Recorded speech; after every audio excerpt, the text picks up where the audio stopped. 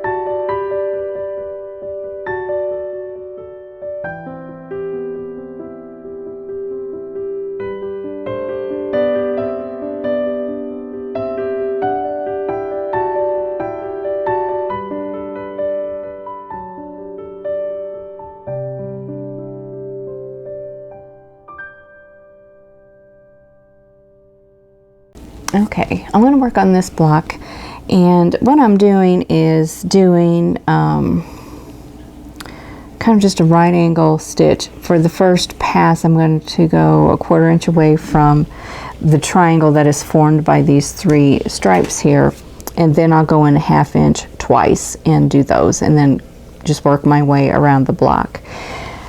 This takes a little bit of time, but it's a fairly simple design, and I think it looks pretty good for this quilt. And got some fuzz here. I'll get that off of there. And we'll just go with it here. Now there's other ways to do this. I could just go straight across and have all of these crossed over, but I kind of like the look of those being separate. So I'll see if I can show you what that is like. So I'm just going to go up to the top of this triangle here, 1/4 inch away, and then come down the other side. And now I need to stitch over in the dish. I need to go over far enough so that I am 1/2 inch away from this line I just quilted. So that's going to be there.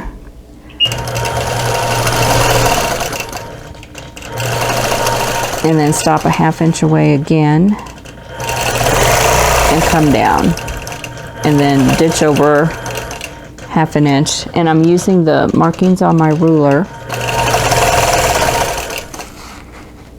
to help me get my spacing correct. And there we go. Okay, now I'm just going to ditch over to the next triangle, and this will be 1/4 inch, which should be the width of your hopping foot. Now my hopping foot's, it's 1/4 inch from my needle to the back of the hopping foot, but to the front it's a little bit narrower than that. It's not quite 1/4 inch, so I have to kind of fudge that a little bit.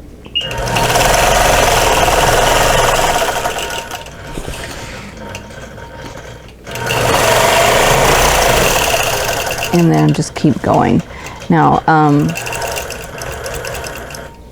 these blocks aren't perfectly pieced. You can see where this piecing does not end up in the corner where it should, but I'm just going to ignore that and just follow the lines that it forms within the block and not worry about the corners. Sometimes you just have to kind of make those decisions.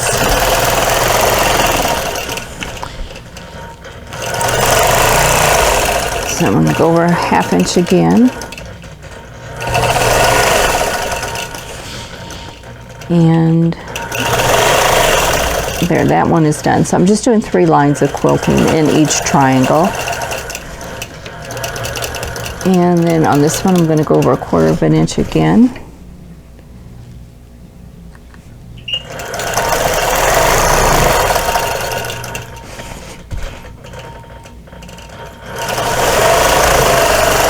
And now I'm going to go over 1/2 inch.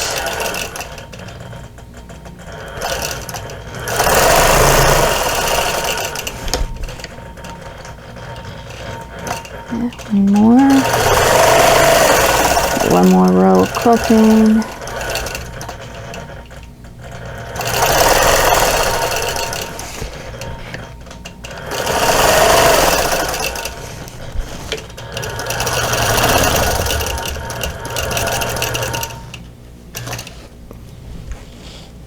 Okay, and when you work with rulers, if you can keep your hand flat on it, it's going to help out. I tend to do this, and then I've developed a lot of arthritis in my knuckle, so that's not a good practice.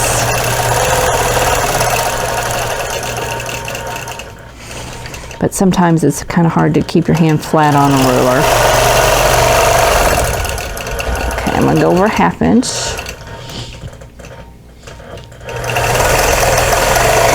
Especially this ruler, because it is so narrow, it's really hard to keep your hand flat on it. Okay, one more 1/2 inch.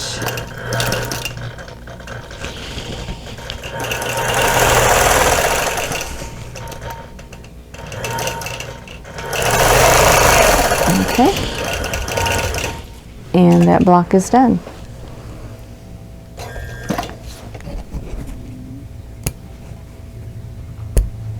So I'll give you a close-up of what this looks like. Okay, there's the block that I just completed.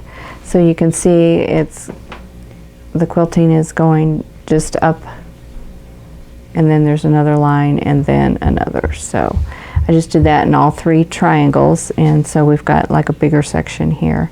And here is the reverse color order in this blue block, and it's the same design. So I think that'll work pretty good in this quilt.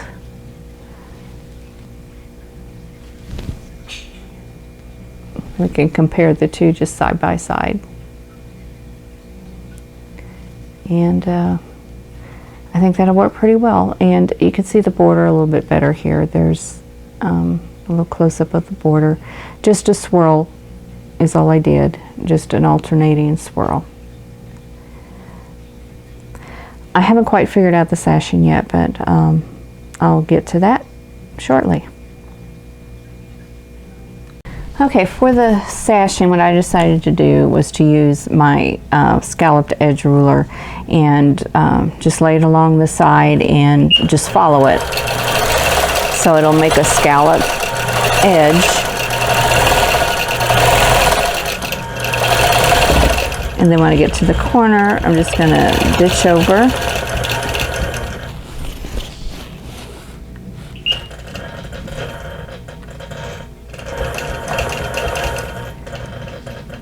And then line up the ruler and then just go up on this direction.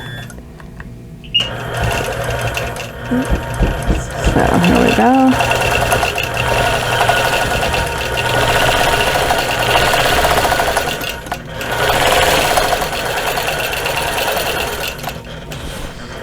And just secure my stitches in the ditch.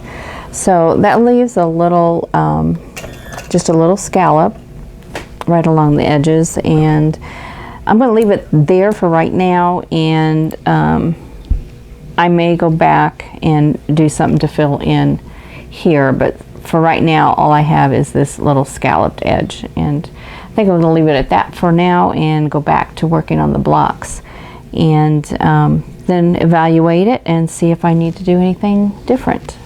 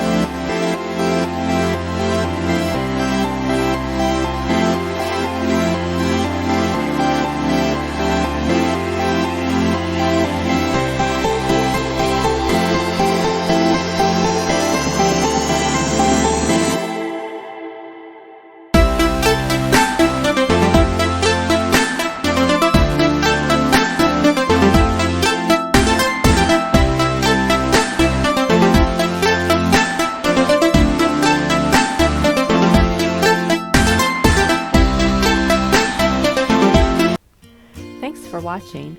For more quilting ideas, click on the video links. And to keep up with my latest projects, click on the subscribe button. I hope to see you again soon.